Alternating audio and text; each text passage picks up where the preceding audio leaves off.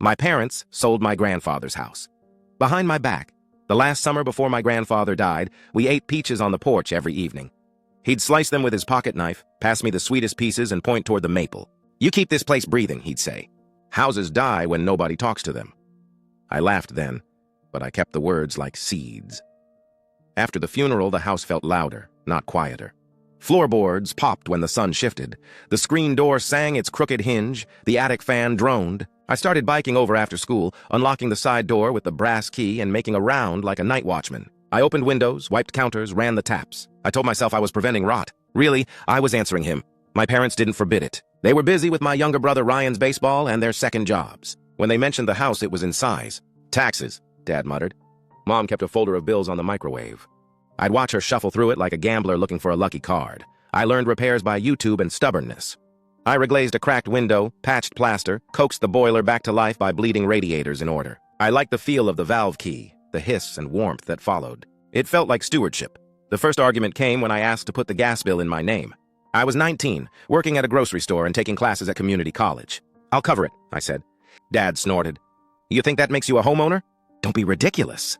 Mom's voice was softer but final. "We can't tie anything to you. It complicates things." So I paid informally. Envelopes of cash slipped under the bill folder, receipts tucked inside. Nobody thanked me. I wasn't doing it for applause. I was keeping the house breathing until I could do more. Grandpa's promise wasn't written anywhere. It lived in the porch slats and the way he'd taken my hand the week before he died. "You'll know what to do," he'd said. "Don't let them strip it for parts." Half a joke, half a warning. I heard both. In spring of my second college year, a white SUV paused outside while I raked. A woman in a blazer leaned out. "Charming bones," she said. "Is the owner available?" "It's not for sale," I told her. She smiled like I'd made a mistake. "Everything is for sale." That night, Mom stirred her peas. "A real estate agent called me at work," she said. I told her we weren't selling. Dad added, "For now." The word sat on the table between the salt and ketchup. From then on, "for now" seeped into everything.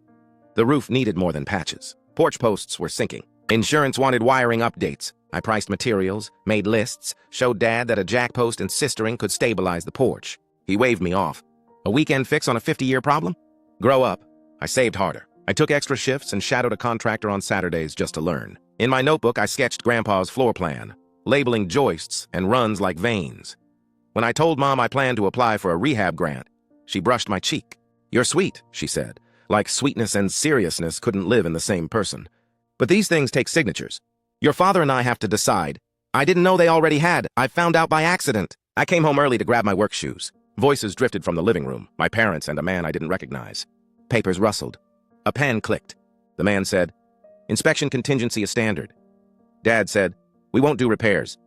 Mom said, "We just want it done." My stomach went cold. I stepped in. "What are you signing?" The man stood, hand extended. "Adam, Cornerstone Properties, congratulations." I didn't shake. "You're selling the house?"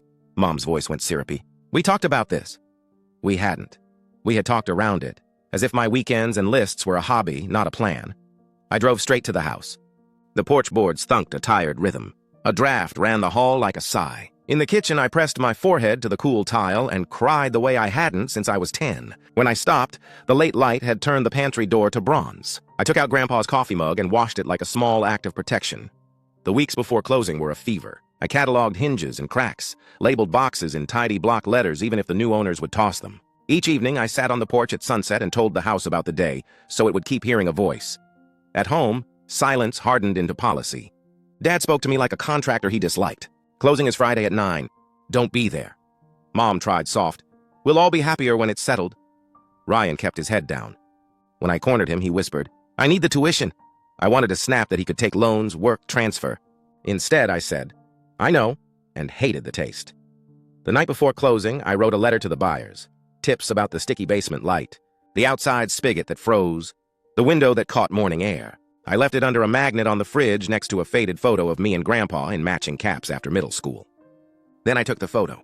I couldn't stand the thought of strangers passing it. At 9:05 Friday, I sat in my car across from the title office and watched my parents walk in with Adam. I didn't go inside. My hands shook too much to sign anything, even if anyone had asked me to. They celebrated with Thai takeout. "This helps the whole family," Mom said. "We can breathe," I asked. "What about Grandpa's promise?" Dad's teeth clicked. "Promises don't pay bills." Not a line. A doctrine demolition began 2 weeks later. I was stocking canned tomatoes when a customer mentioned the gut job on Cedar Street. I clocked out and drove over, standing behind caution tape while men in hard hats fed plaster into a dumpster. The porch swing lay on its side like a fish. "You from here?" a worker asked. "I was," I said, and surprised myself with the past tense. Holidays grew careful. We didn't talk about the sale, the money, or the tuition. Ryan graduated and thanked our parents in his speech for believing in me when resources were tight. I clapped, proud and angry at once. An aunt took my elbow by the buffet. "Your grandfather told me the house should be yours," she said, not a question. "He told me too," I said. "Then don't let anyone make you doubt it." After college, I lingered on old house listings. I could tell by the cut of a stair stringer if a place had been loved. I shared a one-bedroom and kept a toolbox under my bed. I learned to say no to overtime, not because I didn't need the money, but because houses need people to sit and listen, and I wanted to remember that. On my 26th birthday, I drove past Cedar Street for the first time in a year. A stark modern box sat on the lot, flat roof, black windows, a planter of ornamental grass. It wasn't ugly. It was, in its way, exact. I parked anyway. The owner, watering, glanced up and waved. I waved back and felt the oddest thing: relief. The grief didn't leave, but it took one step back. That night I told my parents I didn't want to fight. "But we're not going to pretend we made the same choice," I said. Mom cried. Dad refused to apologize for being practical. "You don't have to," I said. "Just don't tell me I imagined the promise. I saved like a person with a project." Every raise went to a line item called porch. I took small repair jobs for neighbors and learned how to replace sills, square a door that sticks, hear the difference between a pipe that burps and a pipe that begs. Work blurred my anger the way sandpaper blurs a sharp edge. It didn't erase it. It made it holdable. 3 years later, I found it. A neglected foursquare with cracked stucco and a roofline that slumped like a tired shoulder. The listing photos were unforgiving.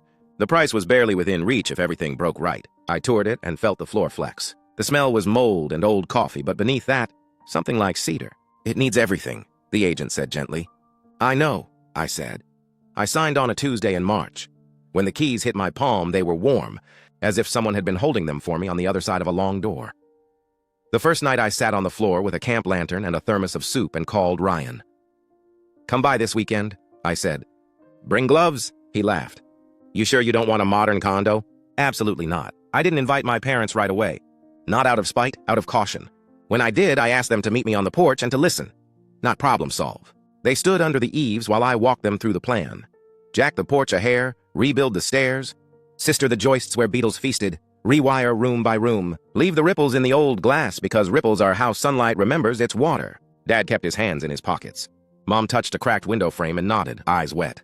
"It's mine," I said. "Not a boast. A description. We didn't reconcile with a hug. We learned each other's new shapes. Dad still believes he saved the family with a pen. I still believe he sold a promise not his to sell. Both beliefs can be true enough to live with.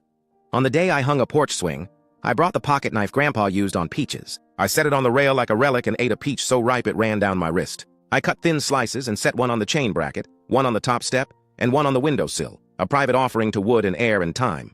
Neighbors stopped by. I learned names, borrowed a ladder, loaned a drill. In the evening, I sat and listened. The house answered in small, honest sounds, the tick of cooling pipes, the sneeze of the attic, the thunk of the mail slot. Breathing, the way he'd taught me to hear it. Sometimes, driving past Cedar Street, I still park across from the black-windowed box.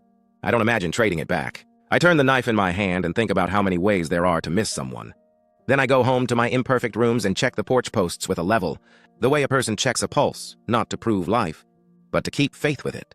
The house I lost lives in me. The cadence of the stairs, the feel of the banister, the way the porch boards drummed when Grandpa crossed them carrying 2 mugs of coffee. The promise I kept lives in plainer things. Receipts for lumber, notes on a wiring diagram, the walnut stain on my forearm I couldn't scrub out for a week. I thought I needed the exact house to honor him. I only needed to be the kind of person who would. If my parents ever ask whether I've forgiven them, I'll say forgiveness isn't a ribbon you cut once. It's a chore you do like sweeping a porch. Some days I do it well. Some days I let leaves pile up. The house doesn't mind. It keeps breathing. And so do I.